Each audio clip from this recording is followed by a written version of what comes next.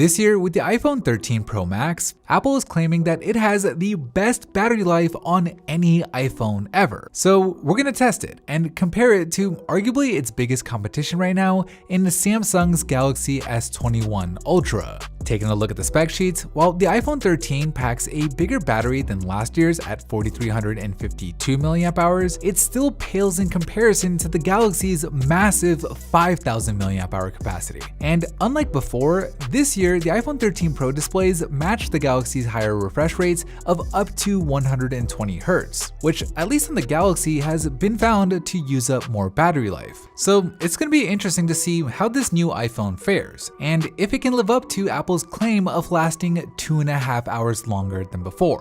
Let's find out.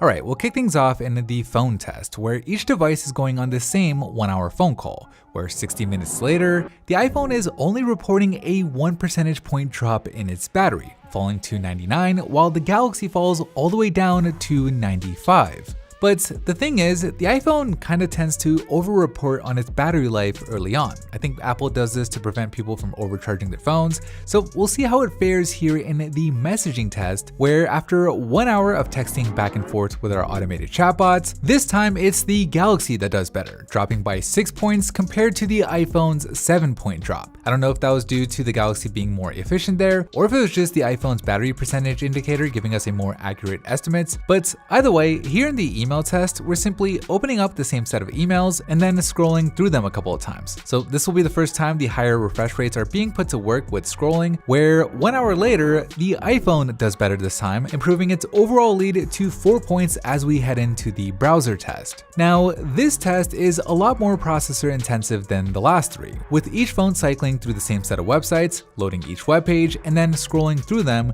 where after an hour of doing so, whoa, it's a big difference, with the iPhone doing significantly better, draining by just 7 points compared to the Galaxy's 12-point drop. Okay, so this Instagram test is one that I've been looking forward to, because while this test isn't really processor intensive at all, the only thing we're doing here is scrolling through the home feed, in theory, this should activate the higher refresh rates on the displays of each phone, where 1 hour later, it looks like the iPhone's ProMotion display was more efficient, dropping by just 5 points compared to the Galaxy's 7-point drop. So heading into the standby test, the iPhone is ahead by double digits, and after 16 hours with the screens off on each phone, despite having the smaller battery of the two, the iPhone still manages to do better, pulling another point ahead. So just incredible efficiency from the iPhone so far. We'll see if that trend continues here in YouTube, where in addition to the screens being calibrated to the same 200 nit brightness, we've also calibrated the speakers on each phone to the same decibel count, where after 1 hour of binge watching our YouTube channel,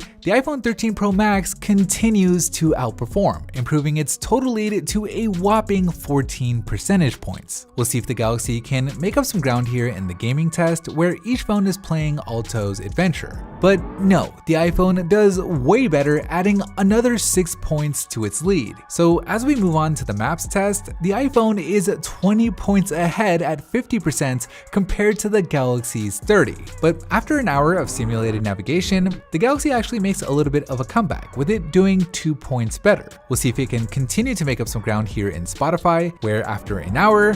no, the iPhone basically negated the results of the last test, pulling back ahead by 20 percentage points. Meaning, heading into this camera/Snapchat test, the Galaxy doesn't have a whole lot of juice left. And with this being one of the most intensive tests that we have, the Galaxy's battery is fully depleted after just 28 minutes, while the iPhone is still amazingly at 25%. So there you have it. The iPhone 13 Pro Max is at 25% at the point at which the S21 Ultra dies, which basically leaves us with just one more question, which is, how far can the iPhone 13 Pro Max go? Well, it completed the Snapchat test with 19% remaining, meaning it becomes one of 5 phones to have ever made it this far, entering the app cycle test, and it's doing so with more battery to start than any of them. So I have a feeling that we're gonna see some records broken here, with the iPhone 13 Pro Max reaching that 20-minute